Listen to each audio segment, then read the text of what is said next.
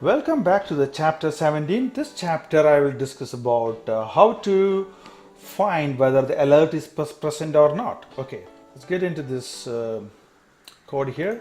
You see, when you're clicking the submit button, this is a kind of an alert. You may have an OK button or you have a dismiss button as well. We need to see whether this OK button present or this alert is present in a web page when you submit or when you do some kind of action. So that's what we are going to discuss today. Okay, come over here, the code here. This specific line of code is for submitting the button. Submit. Okay, so I'm going to write an alert. I'm going to write a code to check whether the alert is present or not. Okay, how do we do that? We need to go to command1.cs, write a specific code for this. Okay, I have written a code for is element present. So similar to that, I'm going to write another code. I'll copy this down.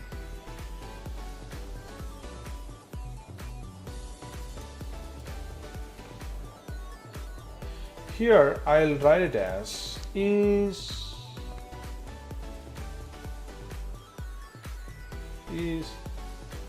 alert present. Okay, so I don't need to pass all this. It's a driver. Here I'll write it as delete driver dot switch to dot alert. Okay, just to check, is alert present? Return true if the alert present. Return false if alert does not exist. Okay. Now I'm going to call this from this test case. Okay, how do you call it from here? Object as usual one dot is alert present. There you go. Driver. Okay. So I'm going to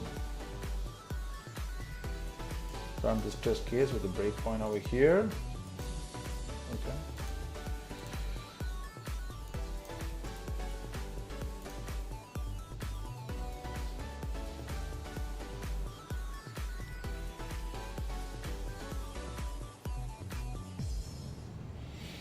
Okay, hit on the breakpoint.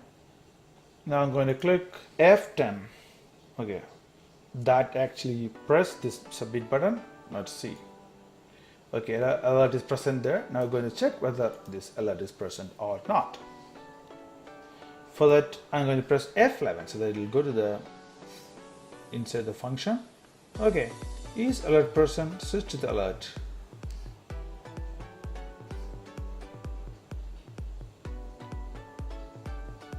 Okay, so alert is present. Yeah, this is how it works. Here I can write one more logic. If alert is present, for that I need to write a method here. I need to write a return value. So how do we write that here? So here I can write this way. Bool status of alert equal to this one. Then we write if status of alert equal to double equal to true. Then you write test case passed.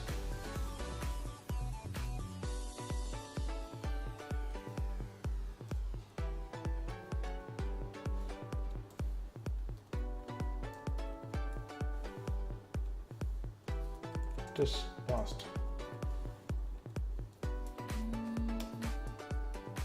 Okay, in this case, test case passed. Then else condition.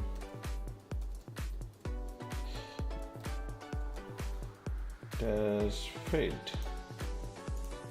Test failed. Then yeah, let's just copy this down as I usually do to make, possibly test case fail. Okay, so this is how it works. So let's run a debugging session right now.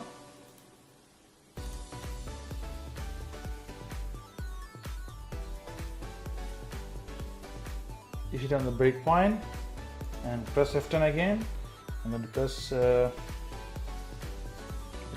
See here, the status of alert is true, which means alert is present. Of course, you can see the alert is present here. The alert is nothing but your information has been sent to our servers. Okay, so when alert is present, we make the test case fail. When alert is not present, we can make the test case fail. So that's how this test case works, and that's how the alert works. So that's a pretty short chapter today. So I will come back with another interesting topic in chapter 18, and subscribers. Thank you very much. Bye.